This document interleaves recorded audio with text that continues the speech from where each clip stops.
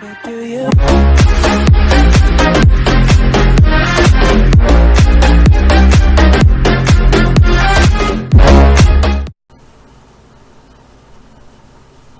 Alright, hello, hey, this is Stumpy from Wide Variety Crew. I was coming on here real quick today, guys. I want to show you just a little bit about Sona here. I'm going to show you our masteries that I got for her. I'm going to talk a little bit about her build, go over a couple skin items, some spells, and we're just going to try to have a nice little thing here. So first we're going to go into Sona here. I like Sona. She's, in my opinion, probably one of the best supports in the entire game. I'm a level 7 with her. It was super easy to get a level 7 here. So we'll start a little bit here with just the overview, and I'm gonna go ahead and start out with a skin. My favorite skin for Sona is the DJ Sona skin. I think I like the beat, you know, the little music he gives you, the beat, you know, that it drops, so to speak. I really like her because she offers something that's, I don't know, she offers more support as far as her insane heals, and she also hits like a freight train. So I'd like to go into a little bit. I'm going to start out in her abilities here.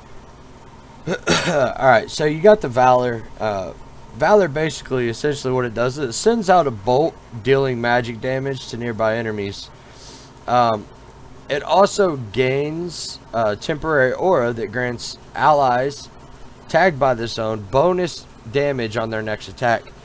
So basically, I'll show you what it does here. You just basically, it gives you that, it jazzes you up, it gives you them glowing hands. Them glowing hands is going to make your next hit actually cause extra bonus damage, and if you have an ally riding around here or here when in that aura area, they gain that extra damage bonus hit too, and it's really powerful late game.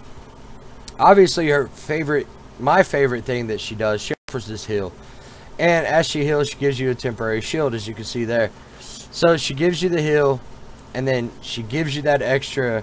That temporary shield, it gives you a nice little bit. I've actually seen it take that temp shield take a tower shot and really didn't cause any damage to my ally, which is really nice to have.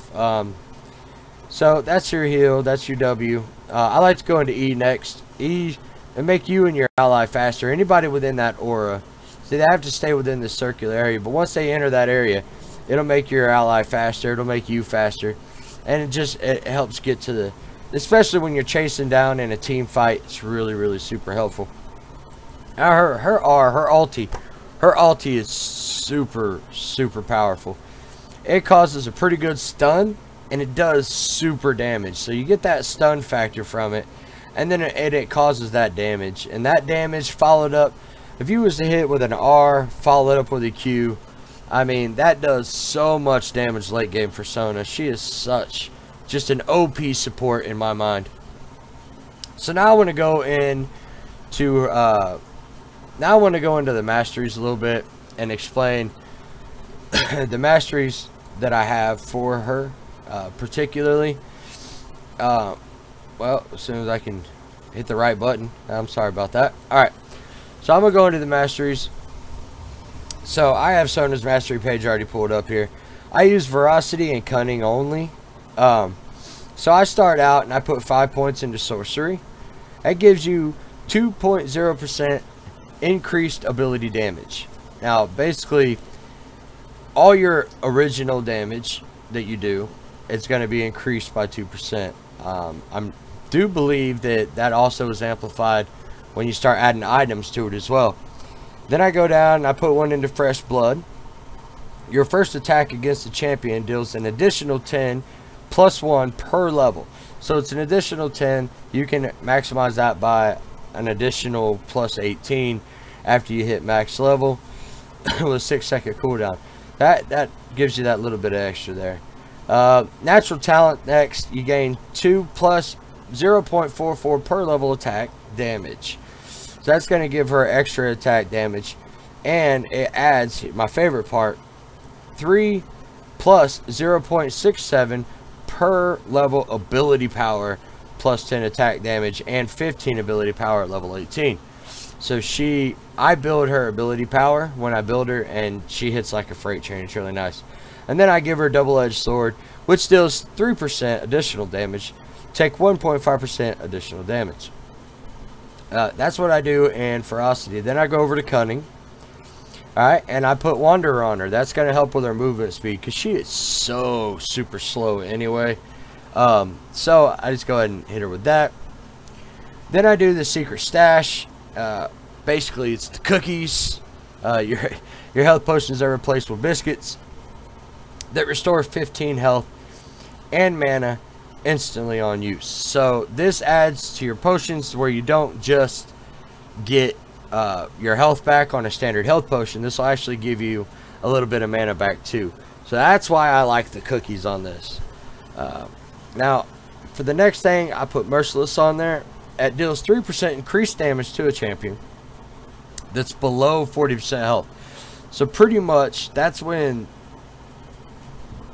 that's when you start doing a little bit of extra damage. So 3% might not seem like much, but in the long run of things, that extra 3% can mean the difference between a kill and them getting away. So that's why I like that. Next, I choose Bandit. You get 1 gold for each nearby minion killed by an ally, which is really, really, really good for her because, well, as a support, you're not supposed to CS anyway. So you also gain 3 gold, 10 if melee, when you hit an enemy champion with a basic attack. So that gives you an extra 3 gold, 10 if you did it with a melee, but Sona doesn't use melee. Sona uses her range shot, so therefore that doesn't turn into 10 for Sona, but you get that 3 extra gold when you hit an enemy champion. So you got 5 basic cooldown on that. And so then the next thing I go in for Precision. It gains 6 lethality and 1.5 plus 0.25 per level magic penetration. With her magic penetration, it really comes in helpful because when she gets to do the magic penetration, even if they're starting to build magic resist, that'll still allow you to get that additional damage, which is super helpful in the long run. Because as soon as somebody starts seeing an ability power champion, they're automatically going to start building a magic resist against you, especially against Sona. Her hits are, like I said, she hits like a freight train in the long run anyway. So basically, essentially, you want to make sure that you have that extra penetration, and you also gain that extra lethality too, and that's a really good thing for Precision there. So then for my final thing, I go for Thunderlord's Decree. Every 3rd attack or damage spell against the same enemy champion calls down a lightning strike, dealing magic damage in that area. So basically, for every 3rd, I've personally used this, and because of Thunderlord's Decree in itself, I was able to get the kill as they're running away from me. Or right at that last second, we're both about to die, the Thunderlord's Decree comes down, hits with that additional little attack damage there, and it really helps. I mean, sometimes it's been the factor of the kill or be killed scenario. So Thunderlord's Decree really works well with Sona, and that's why I have her on that. Now, my personal, let's see where we're going next. Oh, we'll go to check out the runes for her next. So, when I'm building a rune page for Sona, obviously you want to try to maximize the amount of ability power given to you at early level. So, I play with this page. I only have 2 rune pages, but I guess, you know, so my rune page that I use for Sona actually gives me 23.1 extra ability power, 3.4 attack damage, and it gives me an additional 12.3% attack speed. So for my quintessences here, I use ability power. It adds ability power. It adds 4.95 to your ability power, and as you can see, all 3 of them are the same thing.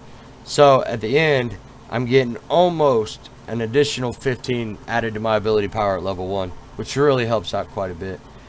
For my yellows here, I like to use my attack damage. It adds 0.43 attack damage, and obviously I got 4 of the 0.43s, and then if you look here, I got 5 They're 0.33 attack damage, but they're all attack damage here. I definitely need to upgrade those, I know.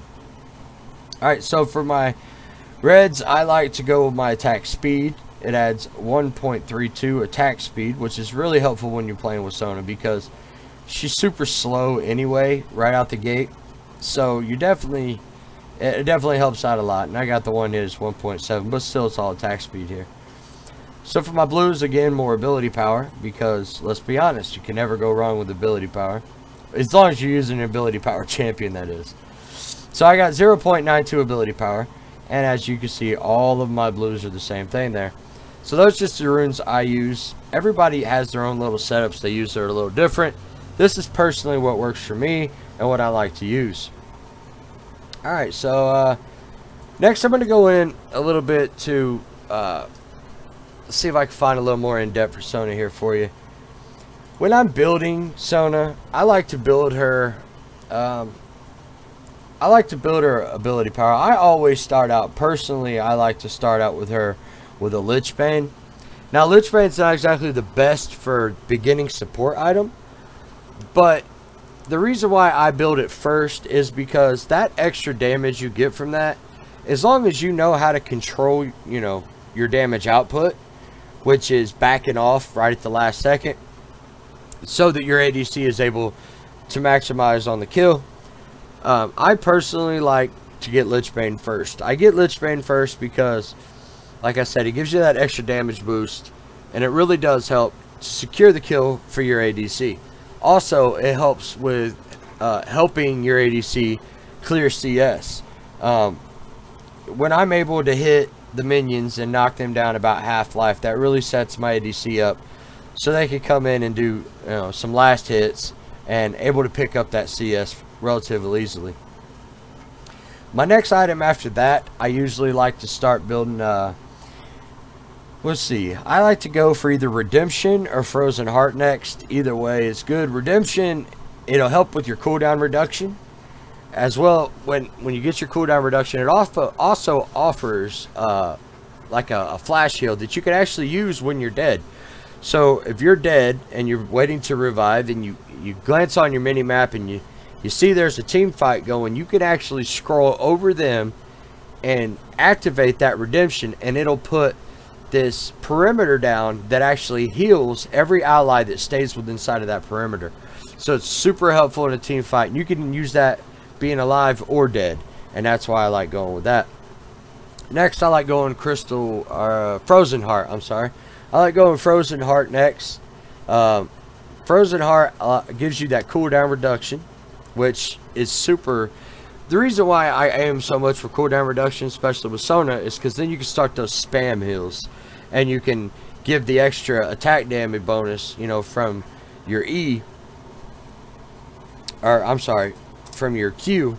You can actually start to give them the extra attack damage per next hit.